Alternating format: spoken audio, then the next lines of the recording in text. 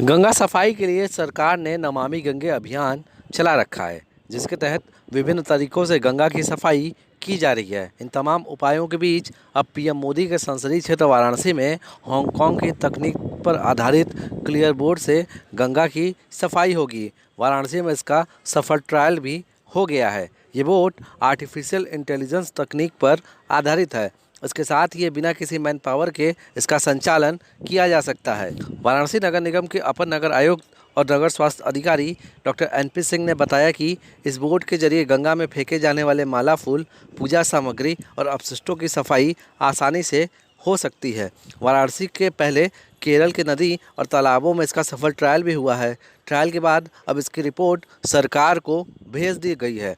अभी एक नगर निगम वाराणसी ने एक परीक्षण करवाया है, एक निजी कंपनी जो कि हांगकांग बेस्ड है, उसके द्वारा केरल में भी किया गया था।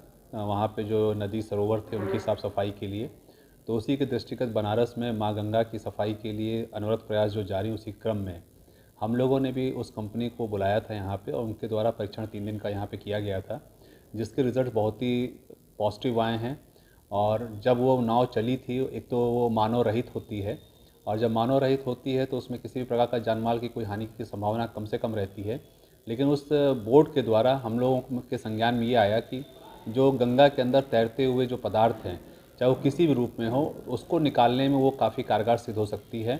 तो हम लोगों ने उसके रिज़ल्ट्स को देखते हुए अग्रिम कार्रवाई हेतु शासन को पत्र लिखा जा रहा है नगरायुक्त महोदय के द्वारा। ये हमारे स्तर से नहीं होना है कि ये क्योंकि पॉलिसी मैटर है, इसके बारे में शासन निर्णय करेगा। लेकिन हम लोग उसके परीक्षण और उसके आए हुए रिजल्ट से हम लोग काफ़ी उत्साहित हैं। यदि इस प्रकार ये प्रयोग यहाँ पे सफल रहता है तो ये अन्य कुंड, सरोवर और भी जो नदियाँ हमारी जैसे वरुणा है, उनमें भी इसका हम प्रयोग कर सकते हैं। लेकिन अंतिम निर्णय शासन स्तर से होगा। इस क्लियर बोर्ड से सिर्फ गंगा ही नहीं बल्कि वाराणसी के कुंड, तालाब और वरुणा नदी की सफाई भी हो सकेगी। बताते चले कि हांगकांग की तकनीक पर आधारित इस क्लियर बोर्ड को स्टार्टअप के तहत 2 इंजीनियरों ने तैयार किया है। इंटरनेट प्रोटोकॉल तकनीक से लैस ये नाव आधा किलोमीटर दूर से ही गंगा में गंदगी की पहचान कर उसे निकालने में सक्षम है। सब कुछ ठीक रहा तो जल्द ही वाराणसी में गंगा नदी में ये बोट बहते हुए पूजा सामग्री और माला फूल की सफाई करता नजर भी आएगा।